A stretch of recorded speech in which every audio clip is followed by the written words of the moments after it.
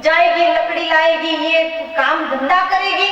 लेकिन महाराज हमने सुना है कि साधारण नारी नहीं, ऋषि पत्नी प्रकट होती है, और ऋषि पत्नी प्रकट होगी तो फिर उसके लिए तो अलग से कुटिया बनाना पड़ेगी, आटा दाल सामान सब अलग से देना पड़ेगा।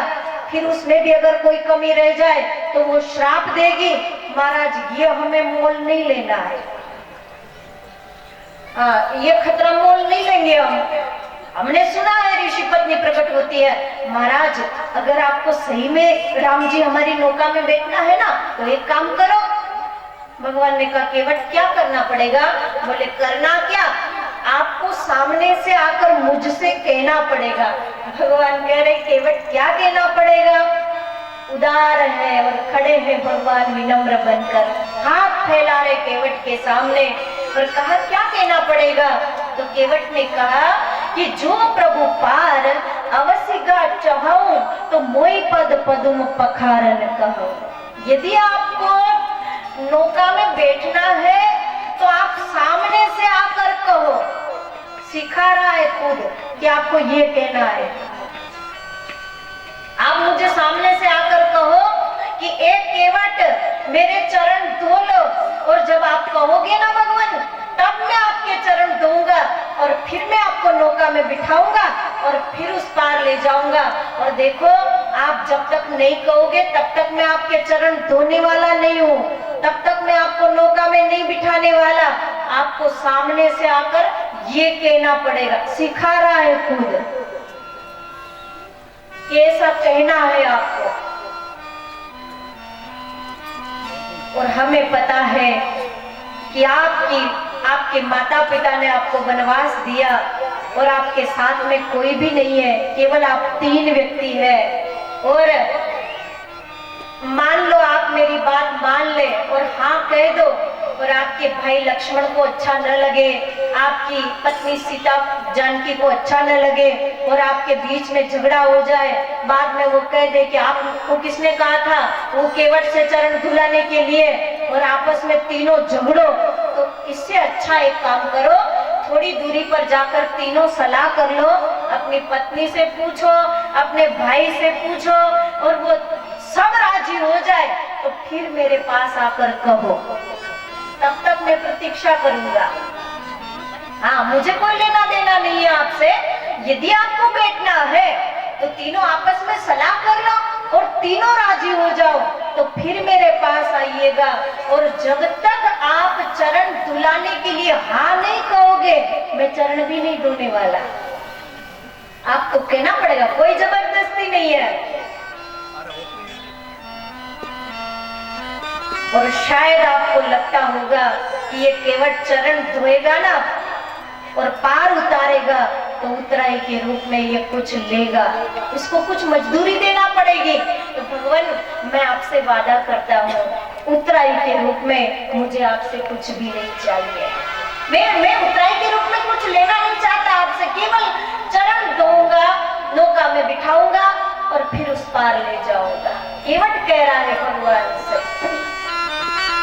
पद कमले दोई चढ़ाई रावण नाथ उतरा जाओ, पद कमले दोई चढ़ाई रावण नाथ उतरा जाओ,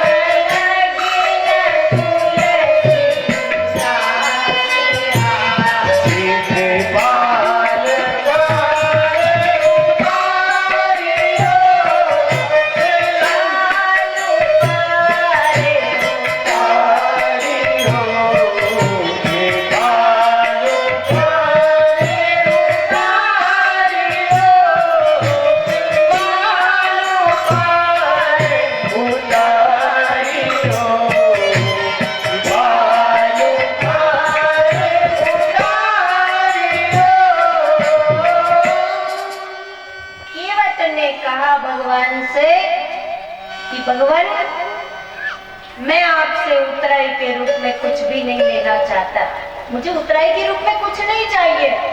और यदि आपको ऐसा लगे कि क्या मालूम मजदूरी करने वाला आदमी है, अभी तो कह रहा है कि कुछ नहीं चाहिए और बाद में कह दे कि साहब मैंने पार उतारा, मेरी रोजी रोटी का सवाल है, मुझे मजदूरी देना पड़ेगी, शायद आपको ऐसा लगे, तो मैं आपसे वादा करता हूँ, क्या मोहि राम राउर आन दशरथ शपथ सब साची कहूँ, मैं आपके पिताजी की आन और आपकी सौगंध खाकर कह रहा हूँ कि मुझे उतराई के रूप में कुछ नहीं चाहिए।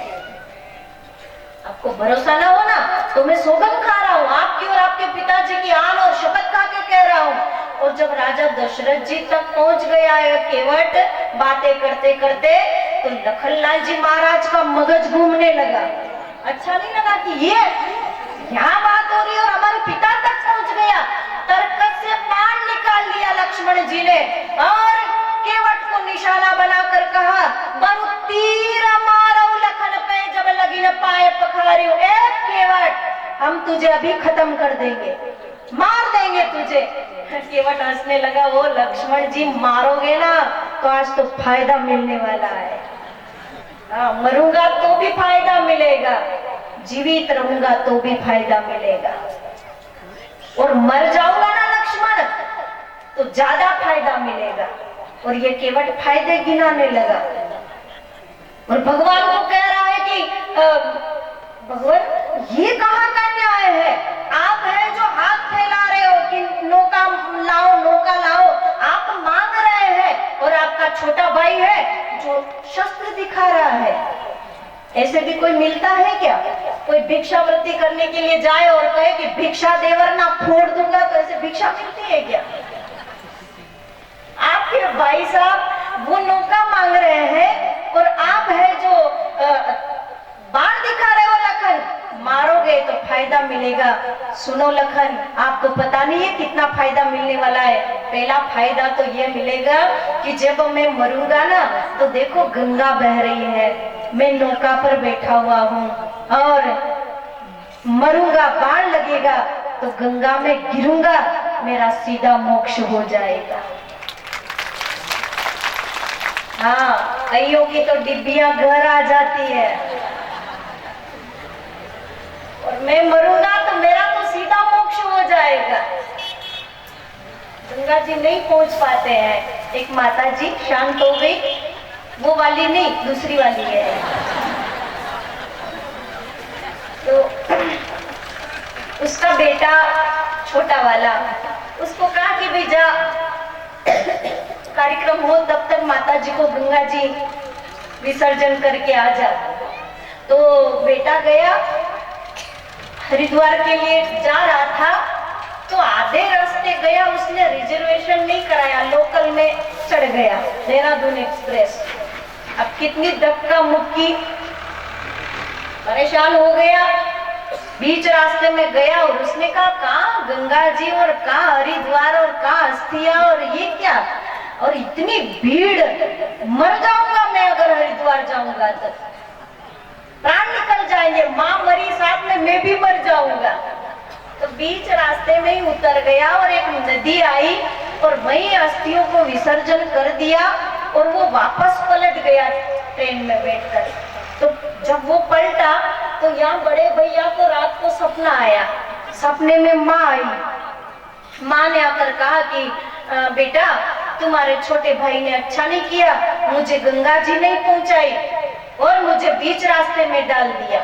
ये माँ उससे अच्छी थी, डिब्बी वाली जो है ना, उससे ये कई गुना अच्छी थी कि बेचारी कम से कम शिकायत तो करती है कि मुझे नहीं पहुंचाया।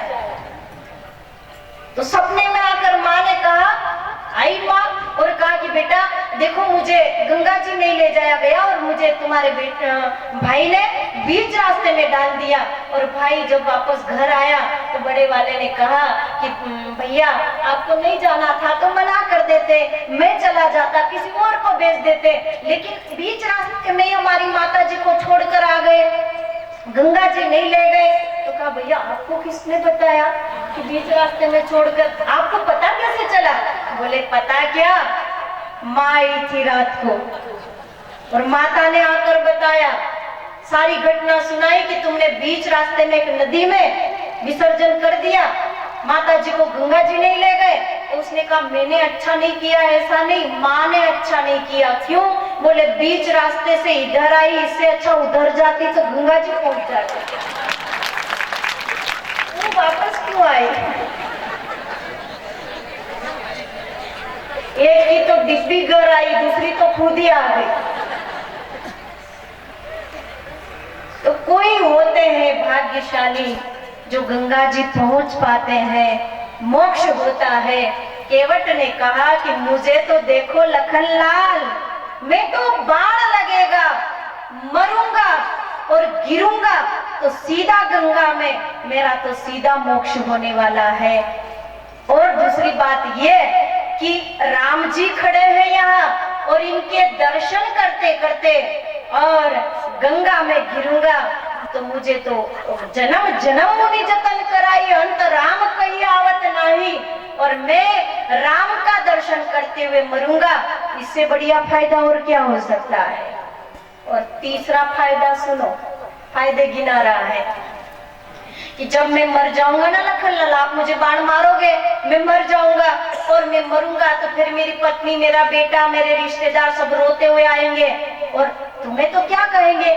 तुम्हारे भाई साहब को जरूर कहेंगे, राम जी को, कि आपके भाई ने अच्छा नहीं किया, हमारे केवट को मार दिया।